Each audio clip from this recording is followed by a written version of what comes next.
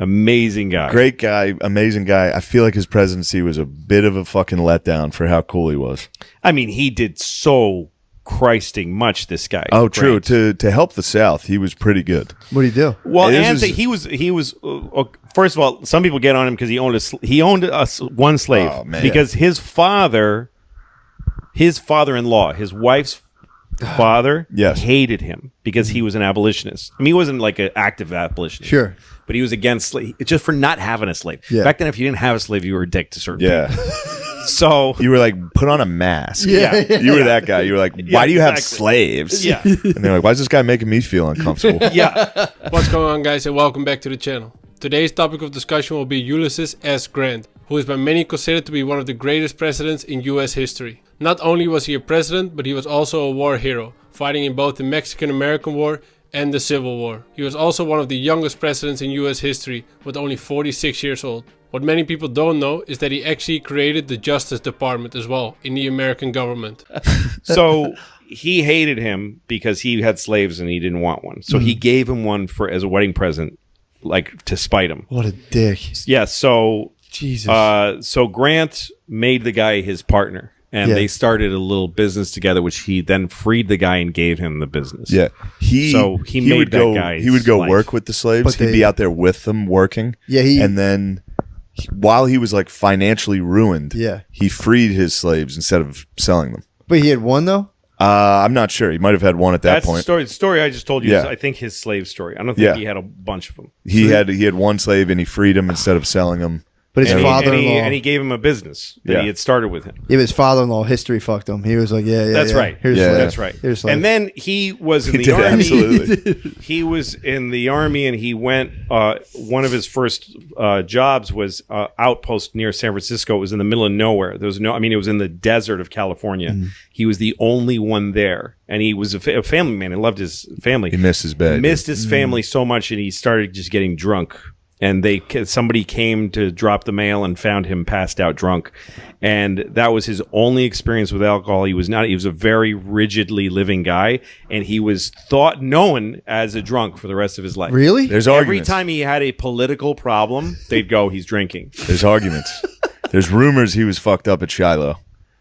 Because was he sat under a tree in the rain. They found him sitting under a tree in the rain outside of a military hospital. It also is funny because Shiloh, he woke up on day 2 of it. Yeah. At like the start of day 2. Or maybe it was the start of day 1 when it started. He was late to get there. So everybody was like, he was hammered. But if he was hammered, that's very funny. To be like, oh shit, there's a war. During the Civil War, Grant volunteered for the Illinois militia. From this simple beginning, he rose to become Abraham Lincoln's top general and proved to be the only Union commander capable of defeating Robert E. Lee. So after he had won the Civil War, started really Reconstruction, he was in earnest wanting to get opportunities and equity for black people, equal opportunity for black people. And then he retired and was in New York. He became a New Yorker. He became a big part of this city. Yeah. And he had a son named Kermit, who I think his name was Kermit. That was the 1800s. Yeah. Sure. So Kermit invested What a fucking great name. invested his money and all of his father's money with some asshole guy who took it and just left town and just took all of their money, every penny that they had. And so Grant went to visit Vanderbilt, who's outside of the Grand Central Station. There's a great statue of him.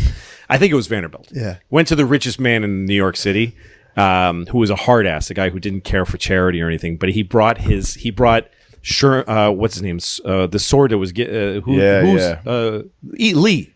Well, He had Robert E. Lee's sword that he surrendered to him. What? He had his Congressional Medal of Honor and the Bible that he took the oath of office in, and he gave them. He said, "I want to sell these to you because I have no money." And Vanderbilt said, "Jesus Christ, Mr. President, holy shit, we're not doing that." He said, "I'm going to donate these to the national museums, and I'll give you Like he bought them for the nation. Did he buy his biography? Isn't that what he? No. So here's what I happened with the biography. Is the best part of his story, and it's actually his greatest legacy. But his autobiography is like the greatest ever written. Yeah. So He met two guys on a train. He'd do anything for money at this point. His wife was very young. He was broke after everything he'd been through. He was broke, and his wife was young, and he was going to leave her destitute. So he met two guys on a train. They're like, "Why don't you write your autobiography? We'll pay you $1,000." And he was like, "Done." What? Oh, So then, about a week later, he meets up with Mark Twain, was like his best friend, and Mark Twain said, "Why don't you write your autobiography, your memoirs?" And he said, "I'm doing that for these guys." And he goes, "What are they paying you?" And he goes, $1,000. And he's like, "Dude, what is wrong with you?" And he says, "Give me the book. I'll publish." Because Mark Twain had started his own publishing company because he hated publishers. He said, "I'll publish it and I'll help you write it." And he said, "I promised those two guys." He's like, "Did you sign something?" He goes, "No, but I did. I gave my word." Fuck. So Twain, or his real name, what's his Clemens.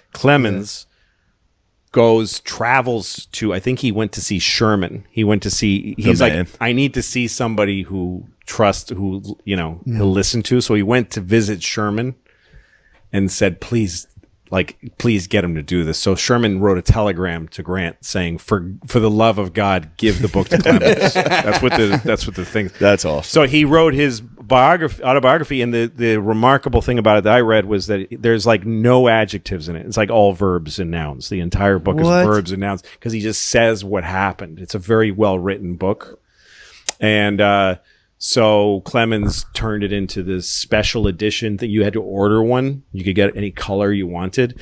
And it was the first blockbuster book in American history. It made like $500,000 in the first month.